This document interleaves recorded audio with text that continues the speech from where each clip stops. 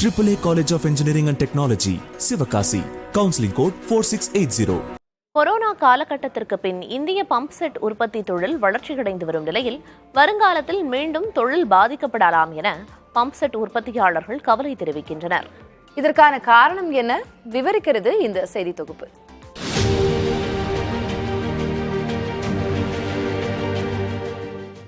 இந்தியாவில் உற்பத்தி செய்யப்படும் பம்பு செட்டுகளுக்கு சர்வதேச அளவில் நல்ல மதிப்பும் அங்கீகாரமும் உள்ளது.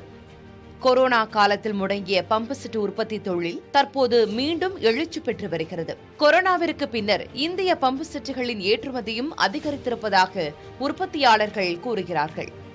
எங்களுடைய கணக்குப்படி பார்த்தீங்கன்னா 10% வரைக்கும் வளர்ச்சி அடைஞ்சிருக்கு. இது நல்ல வளர்ச்சி.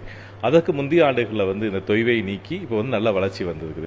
கொரோனாக்கு அப்புறம் பார்த்தீங்கன்னா இந்தியன் பம்ப்ஸுடைய எக்ஸ்போர்ட் மார்க்கெட் நல்ல அதிகரிச்சிருக்கு. கிட்டத்தட்ட சொல்ல போனால் 25% வரைக்கும் அதிகரிச்சிருக்குது. உலகத்தில் எந்தெந்த நாடுகள்லாம் நமக்கு முதலையெல்லாம் கேட்கவே மாட்டாங்களோ அந்த நாட்டில் எங்களுக்கு என்கொயரி வர ஆரம்பிச்சிருச்சு. அது பூர்த்தி செஞ்சுட்டு இருக்கிறோம். பம்பு செட் உற்பத்தி தொழில் வளர்ச்சியினால் இத்தொழிலில் இளைஞர்களுக்கான வேலை வாய்ப்பும் 8 விழுக்காடு வரை அதிகரித்திருப்பதாக கூறும் பம்பு செட் உற்பத்தியாளர்கள் வளர்ச்சியின் பயனை பெற முடியாமல் போகுமோ என கவலை அடைந்திருக்கின்றனர். அதற்கு காரணம் மூலப்பொருட்களின் விலை ஏற்றம். இதனால் பம்பு செட்டுகளின் விலையை உயர்த்தும் நிலைக்கு தாங்கள் தள்ளப்பட்டிருப்பதாக அவர்கள் கூறுகிறார்கள். பட் ஆனால் கடைசி 2-3 மாதங்களாக ரா மெட்டீரியல் பிரைஸ் இன்க்ரீஸ், குறிப்பாக காப்பரோட பிரைஸ் ரொம்ப அதிகமாக ஏறி இருக்குதுங்க. பார்த்தீங்கன்னா கிட்டத்தட்ட 20 to 25% காப்பர் விலை ஏறி இருக்குது. எங்களோட உற்பத்தி காஸ்ட்டில் பார்த்தீங்கன்னா காப்பர் 20% மேலே இருக்குது.